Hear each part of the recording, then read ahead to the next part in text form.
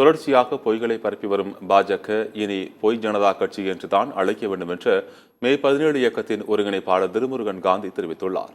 மறைந்த ராணுவ வீரர் முகுந்த் வரதராஜன் குறித்து தவறாக பேசியதாக தன் மீது அவதூறு பரப்பும் பாஜகவினர் மீது நடவடிக்கை எடுக்க கோரி சென்னை காவல் ஆணையர் அலுவலகத்தில் திருமுருகன் காந்தி மனு அளித்துள்ளார். பின்னர் செய்தியாளர்களை சந்தித்த அவர் தான் பேசாத கருத்துக்களை பேசியதாக கூறி பாஜக தலைவர்கள் உள்ளிட்டோர் அவதூறு கருத்துக்களை பரப்பி வருவதாக குறிப்பிட்டார். கார்கில் போரில் இருந்த ராணுவ வீரர்களுக்கு வழங்கும் சவப்பெட்டியில் ஊழல் செய்த கட்சிதான் பாஜக என்று திருமுருகன் காந்தி சாடினார்.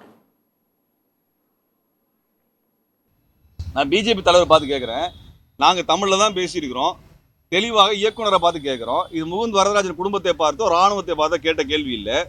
இது திரைப்பட காட்சியை பார்த்து கேட்குற கேள்வியை முகுந்த் வரதராஜனை நான் சொல்லிட்டேன் அப்படின்னு ஒரு திசை திருப்புறீங்களே, உங்களுக்கெல்லாம் உண்மையாலுமே நேர்மை என்றால் என்னன்னு தெரியாதா? எப்போ பார்த்தாலும் பொய் தான் தமிழ்நாட்டில் பரப்பிட்டே இருப்பீங்களா? பொய்யை நம்பி மட்டுமே ஒரு கட்சி நடத்துறீங்களா? அது பாரதிய ஜனதா கட்சி என்பதுக்கு பதிலாக பொய் ஜனதா கட்சி என்று போஜாக்கான்னு வேணால் வச்சுக்கோங்க, பாஜகன்னு வைக்கிறதுக்கு பதில்.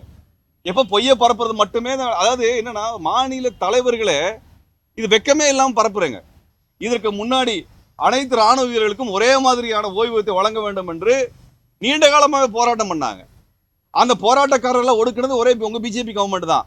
கடந்த முறை வாஜ்பாய் ஆட்சி காலத்துல கார்கில் சண்டையில் இருந்தவங்களுக்கு சவப்பெட்டி செய்யறதுல ஊழல் பண்ண கட்சி பிஜேபி கட்சி.